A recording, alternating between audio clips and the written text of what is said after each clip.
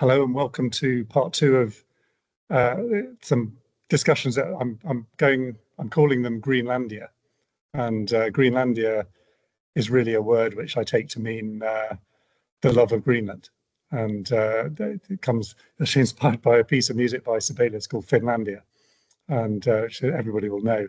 And when I first met my guest Eldur Olafsson, he was educating me about Greenland, presenting a mining project in Greenland, which originally went by a different name. I can't even remember the original name of your company, Eldur, but and I was quite inspired, and I thought, my goodness, Greenland is going to be an important territory for the next decade, maybe the next 50 years, because of the incredible resource potential that it's got. And I followed the country pretty closely since then, and Eldur's progress. And I like to think Eldur and we got to know each other quite well back in the days. I supported the IPO that you did in the London market. Congratulations on everything you've achieved, Eldur. Many thanks for joining me on in this discussion. And just by way of introduction, Eldur is founder and chief executive of Amaroq Minerals, which is really I would say the most proactive and serious mining company in Greenland. Welcome, Eldur. Thank you for joining me. Thanks for having me. So where should we start? Why don't we maybe just spend a couple of minutes just giving a bit of background on what got you interested in Greenland? How did you come to acquire what you did in Greenland? No, yes, certainly. And thanks, Paul, for having me. And thanks for the support. We wouldn't have been here today unless it was for funds like Amati. Yeah, so in my past life, I'm Icelandic. I've never been a banker, so don't worry. But I studied geology in Iceland, and I developed geothermal project. And those geothermal projects is effectively you drill into a hot magma or lava or hot zone, and you pump up water to heat up things or generate power. And I did that in China, and that's where I started my career. I kind of stumbled into it. No one else wanted to go from Iceland, so I was sent there. And then the crash came in Iceland, the banking crash, and I got the opportunity to kind of create a venture around it. Didn't know what I was doing at all, other than just welding pipes and stuff like that. And we built this big venture in China, which was heating houses all north of Yangtze River, which kind of crosses China with Sinopec Group. Now, during my time in China, I saw and understood how the Arctic was critical to China. And it wasn't necessarily Iceland, but they built up a lot of infrastructure in Iceland. They built on this relationship between Iceland and China. They have a free trade agreement with Iceland. They built up icebreakers. It's like this was all happening during the time I was there. And so when I managed to sell my stake in the joint venture in China, which is not very often that happens in geothermal and in something in joint venture in China, I took that and I put my focus on Greenland. Now, that time, Paul, I didn't know much about mining, so I had to go to England. I got a lot of people here in England to help me, SRK and others, but I had this kind of a land grab view, real estate view, think of it like that, about Greenland. And what interested me is that the scale and the resource opportunity, like you explained earlier, but what was also kind of the nut to crack is how do you do it, right? Now, when you look at Greenland, it shouldn't be difficult. I mean, there are mines built in Arctic Russia, Arctic Canada, Arctic Alaska, and all of these places. But what set Greenland aside from all of these jurisdictions is that they don't have a nation that is backing them, or a home rule government, or Denmark, which is a resource country, right? Like so many other countries are. So they just have been behind on development, even though the scale and potential is there. So that's kind of originally what got me into Greenland back in 2012, 13. Wow, very interesting. Yeah, I mean, you strike me as very young to have done all of that. How on earth did you manage that? But anyway, that's yeah. And then when you went into Greenland, I remember when I first looked at the country, it felt like, yeah, there was a lot of opportunity, but also it's a completely blank sheet of paper, just scarily blank. And even if you had an incredible resource in Greenland, how on earth are you going to do anything with it? And a few people have tried. I think the mine that you took over had some success and then gone bust. A number of other mines, well, another mine you've just taken over more recently, tried and didn't make it. That's kind of been the experience of quite a few people who've tried in Greenland. How have you managed to succeed where others have failed? Now, I think this is our assessment of the case. So in mining, you can do two things. You can go big, which is usually easiest way to find, especially gold, because you have a scale enough resource so you can build up leverage and the capital to allow yourself to build it. Now, to your point, if you're in places like Greenland, that's even harder because your discount factor or your perceived risk is higher. Or you can go a little bit smaller, not a little bit, much smaller, and then ask for a higher yielding asset, right? Such as these two assets that we have now. So effectively think of him like Nalunaq to build it completely. It costed us in the end $200 million, and we're now generating cash flow, et cetera, and we're growing the resources at the same time. And that is something we can do as a small cap, right? We can't do the other bit because it's so hard to generate return for our shareholders. So we're effectively debt-free, generating cash flow. And what the idea is then to use this cash flow to grow the resource, but also then drill for these elephants around. So you build that kind of a risk-reward ratio saying, we can do it. And when we say we can do it, that is not necessarily how you mine it necessarily, or how the processing is done. Is more about like when we say we can do it, is about like how is the seasonality, how do you work with the people there, how is to work with the government, or how is the permitting, like endless amount of risk in mining that you need to kind of deal with. And once you've shown that, then that is a concept design that it can be done, and that is important, especially for the majors.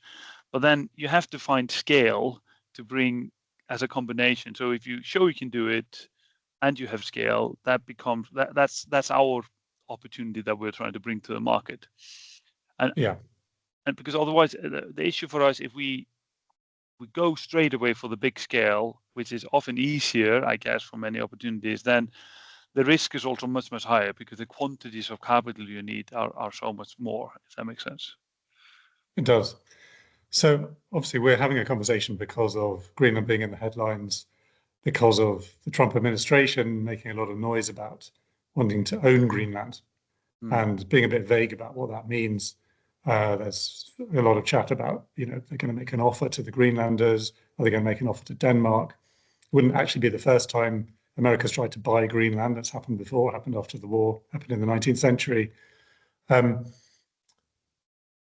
think there are maybe three reasons why America might be doing this, and the three widely discussed ones anyway. The first, because Donald Trump's saying this is about American security, a lot of journalists anyway are assuming that that means that there's a military threat to Greenland. I haven't seen any military threat. I don't know whether you've seen any military threat because you know this country much better than me. Maybe we just start with that. Have you picked up any kind of military threat from Russia or China to Greenland? So if you look at Greenland, you have the eastern part of Greenland, which is very hard to inhabit. You can build mines there, but to set up runways or anything, it's almost impossible because there's a drift ice that goes down there. That's why the Americans, well, you guys first in the UK, but then the Americans picked Iceland so Iceland is important, and then you have the western part of Greenland. Now, there are things that I don't think either me or you will know about. We don't know about what the Iron Dome system for US means. We don't know what the world will be in the future. What the wars will be in the future. So I'm maybe I put a pass on that because I don't necessarily know that bit. What might happen, right? And so, but I'm pretty sure that. Yeah, I think that's true. But then the urgency of this is suggesting there's whatever this is about, it's about something imminent. It's not about an unknown thing in the future. And I don't see any imminent military activity around Greenland. So I've sort of discounted that as being, that's not what's going on here. Then the second possibility that we've discussed is the Arctic claims. And you've alluded to that already, that, the Arctic itself is a contested resource area, but clearly there's no mining going on in the Arctic. And I don't think we're going to see that anytime soon. Greenland has a big claim on the Arctic, so does Russia, so does Canada. The US walked away from theirs, interestingly, from Alaska, decided not to take any part in it. Norway has a claim, and so on. But as far as I can see, there's no kind of hot activity around these Arctic claims. Does that make any sense to you that this is somehow about Arctic claims? I tell me who controls the kind of a North Pole and stuff like that. Yeah. Yes. Well, that is part of it, I think, because there are effectively three routes. You can go the Russian route, you can go the central route, which is kind of not contested by anyone, or you can go what we call the Western route, which is obviously will be the US route, so to say. So I think that could be part of it, and the fact that the Chinese and the Russians have built a lot more new icebreakers and capability to run that route, not only for stuff, but also for energy and resources and so on, then it has an impact. So you need an icebreaker, you need a lot of them to compete with that. Right. But I think this is not really about the shipping lanes, because the shipping lanes are not covered by these claims. The claims are what's called continental shelf claims, and you have to claim that the continental shelf extends out beyond your natural 200 nautical mile maritime boundary. And if you can make a legitimate claim, you can claim the resources over that 350-mile extension. So it's really about resource claims. But Greenland's hard enough to think about mining, but under the water in the Arctic, that to me seems this is not an imminent conflict that's going to break out there. No, so I would agree. I would agree with that. No, I agree.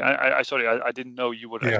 My mind hadn't even gone there. But I think you need to conquer on land first before you go offshore for sure. Yes.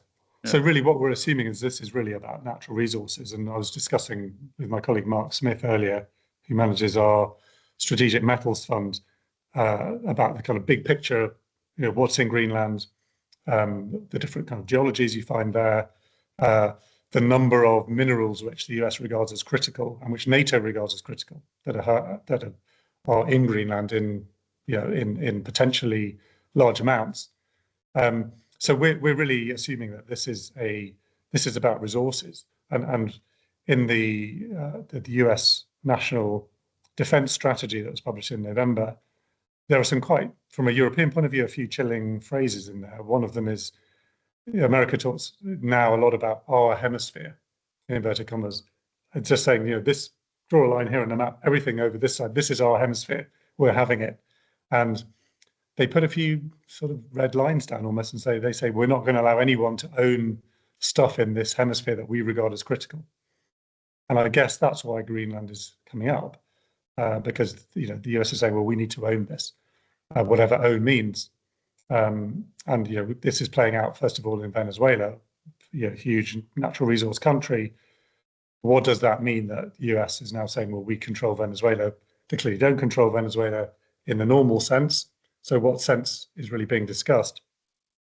And this is not clear yet, but in my darker moments, I worry that actually what this could turn into is not so much colonization, because America's not really looking to put people in, but more a kind of mafia-style extortion racket where, you want our protection, well, you pay us the money and you give us control, and we'll tell you what you can do and what you can't do. And is that coming to Greenland? I don't know, but it's a risk. It looks like that's coming to Venezuela, maybe some other parts of Latin America. This is a kind of very live unfolding story. Europe at the moment, so Greenland at the moment clearly is controlled by Denmark and has a level of independence with its government. I don't know. What are your thoughts on all of this? You go there, you know the situation much better than me. I'd just be very interested to know how this all strikes you. Yeah, I'm a pragmatist. I come from a country like Iceland, so sometimes I don't have worry about what is happening tomorrow, the day after, because I just worry I can't get in my car because there's too much snow outside, right? So take it as we can identify with that. So take it as that I don't maybe have the same time or brain power as macro strategists as yourself would have. But I think, I was on Bloomberg interview last week, and before I came on, the anchor said to me, do you think Trump will invade Greenland? And my kind of a pragmatist view was like, what are you going to invade? You're just going to be sending troops and you're running around in the wild maybe and have a good camping time or so. So there's not much you can do. So I think if your pragmatist view is that to make things happen in Greenland, as you've seen when you were following our company, is that you need people, you need to logistically bring them in, you need capital, and you need equipment, and you need supply lines, and you don't need any more than supply. Then you need energy to process these minerals, and then you need, in the end, someone to manufacture out of this. So this becomes a very, very large thing to do overall, not only Greenland. It's, we have a workforce of 250, 300 people, 30, 40, 50% is Greenlandic, the rest is coming from Poland, Kazakhstan, all of our design work. Like, this is a global thing, and that's the pragmatist view. In the end, Greenland is very investable. You know that, Paul. I mean, you can buy into Greenland from most of the stock exchanges, and so I think all of that, is there. The question is really, there aren't many opportunities that are developed, and the question that the administration in the US might be saying, why is that? Is that because this has been in the hands of Denmark? If it were in our hands, this would go quicker. Maybe it's that view. I don't know. But I think with all of the discussion about critical minerals and more capital going, you will see a lot more and more activity. So in a way, it's a positive thing that Denmark and US want to invest more. What is negative is that, how this has come around, right? Yeah. And this is me being pragmatist. I'm not taking sides. I'm not taking a view, but I'm just saying what is on ground, right? Like, if I'm being honest, if Trump wouldn't have talked about Greenland in 2017, Paul, would you have thought about the company in 2020? Maybe, I don't know. But do you get my point? Like, or when he made the claim a year ago, it kind of erases the awareness of it a little bit, right? Yeah, no, that's very true. And also, you've had quite a number of individual American investors who've been very helpful to Amaroq over the last 7-8 years. So, correct. This is there's a big positive side to this. I do think, Paul, though, like, if from a macro perspective, when you look at energy and critical minerals, what is essential for us is that we don't allow, I guess, and taking, if that is a Trump administration or European Union, but take those administrations. But I think we have autocracies around the world and we have democratic nations. And I think democratic nations need to be able to have some control of energy, and critical minerals is energy, because they will be form of battery. That's what it is, right? And so if we don't have any control of it, there are countries that we don't associate our democratic nature with, they will control that bit, and that will have a massive impact on us. And we've seen that. We saw it when the Russia war broke out and the gas prices went up. It was just a glimpse of what we can see. So that bit, I'm, as a citizen on this planet, I'm happy with that. There are more attention to it, because frankly, investing in mining for years and years has been a very difficult and challenging investment, and low valuations, and et cetera, et cetera. Yeah. I think we had that conversation when you floated, and we were talking about just the level of strategic ignorance and blindness that is in Europe was doing nothing to secure its future, and hasn't even recognized that actually this is an issue for Europe too. We need strategic natural resources. Otherwise we've got a big problem. And critical metals are about energy, but they're also absolutely critical to defense. And I suppose that's when Trump talks about security issues, I think what he's probably got uppermost in his mind is these critical minerals. We need them to make missiles. We need them for all kinds of things without which you just simply don't have a defense strategy at all. And it turns out, just a few things probably none of us have ever really heard of are disproportionately important and dominated by China.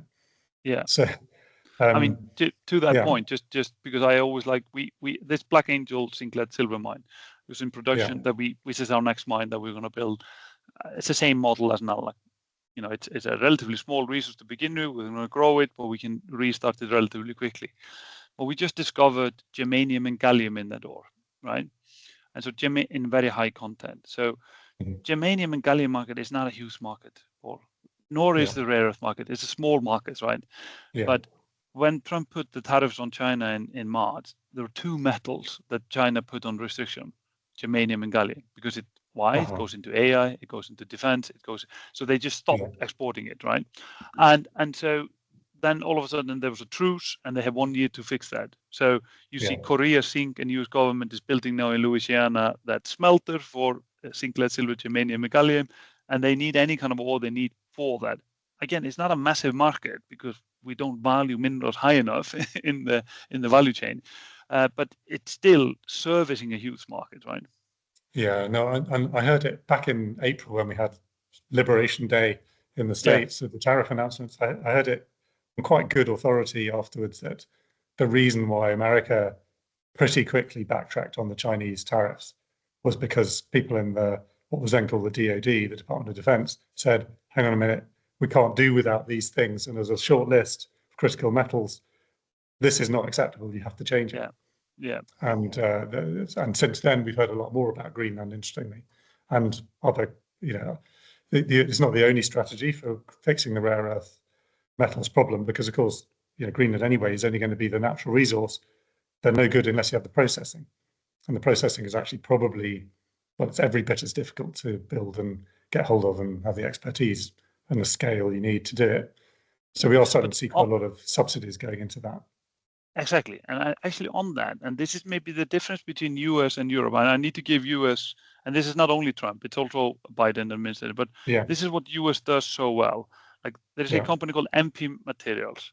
There's an old mine called Mountain Pass, was the only rare earth mine for years and years, a 70-year-old mine. They restarted that. It's only light rare earths. Then they built the whole supply chain like this. So they built the mine, they got the rare earth processing going, and then they got the final product, which is magnetic separation. And through grants and all of that, like Europe has gone nowhere with this, right? yeah, Like yeah, nowhere, right? So at least there is an example where they could go on with, and we see it in other industry where they actually, when they go ahead, if that is yeah, Apple or Tesla or SpaceX or what, like they really push it, right? And yeah, that's yeah. what I guess we on the European side need to learn from. I think that is a fantastically important point. And Mm. if the alarm bells aren't ringing very loudly in Europe, what Yeah, is it going to take, really? What is it going to take?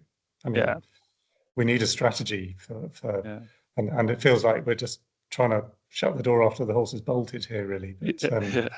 yeah, and That's- that when I look back over my 25 years or longer as a fund manager, I've come across so many situations in Europe where you just can't build a mine because the permitting process is either corrupt or hopelessly slow and uncommercial, and yeah, so these things just don't get built, yeah, and let alone the processing, which yeah. is going to be way too expensive, not have the scale, not have the government support.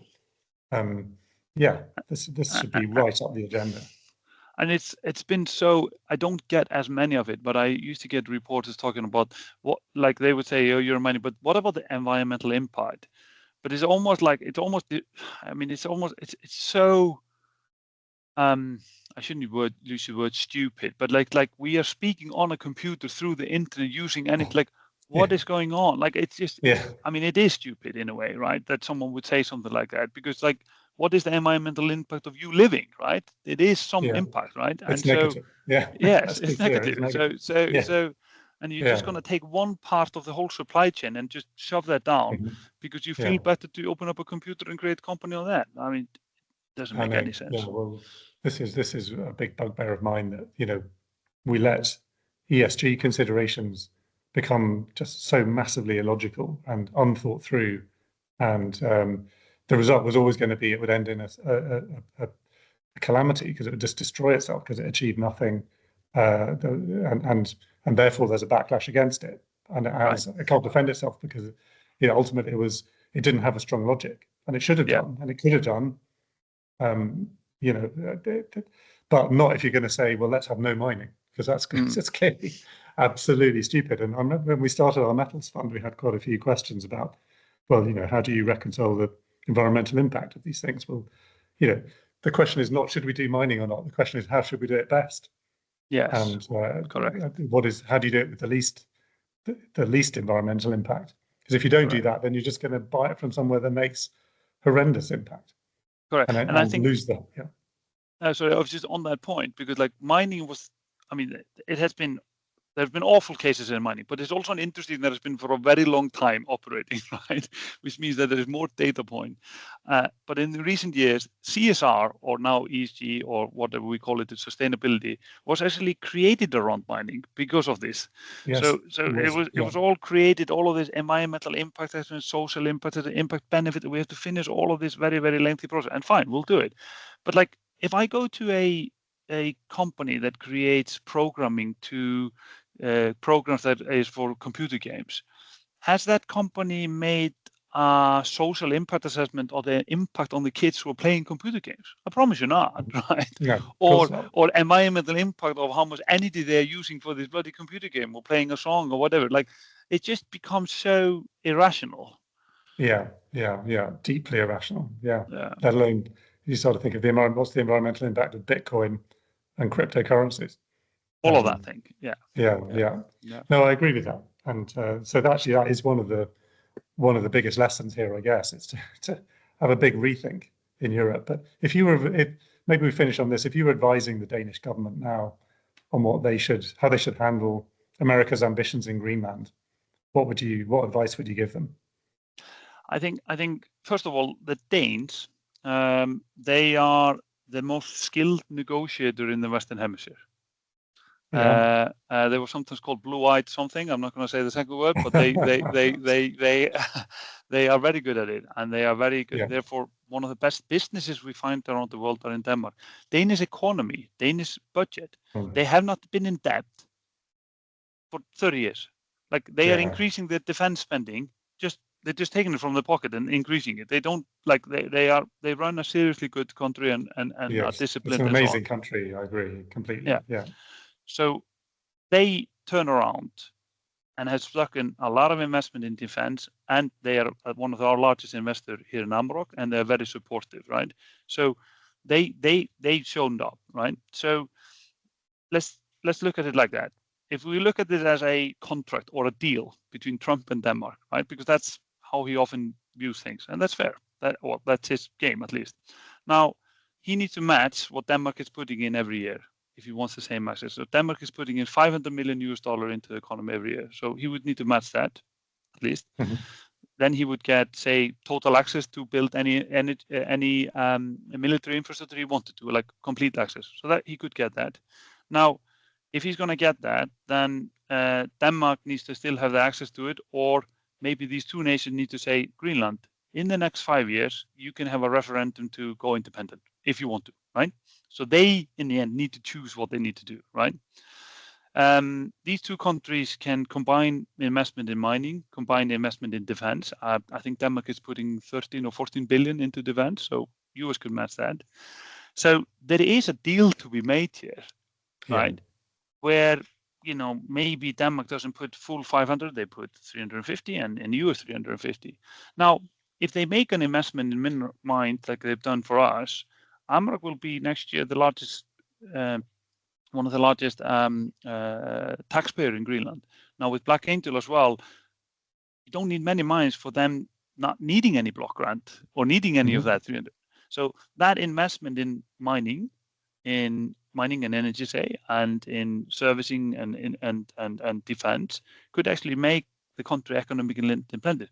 My point is there is a plan here that could be fought relatively easily, I think, based on very practical view. But I told you in the beginning, I'm a very practical person, so I'm not necessarily seeing it correctly. But that's I think there is an angle there.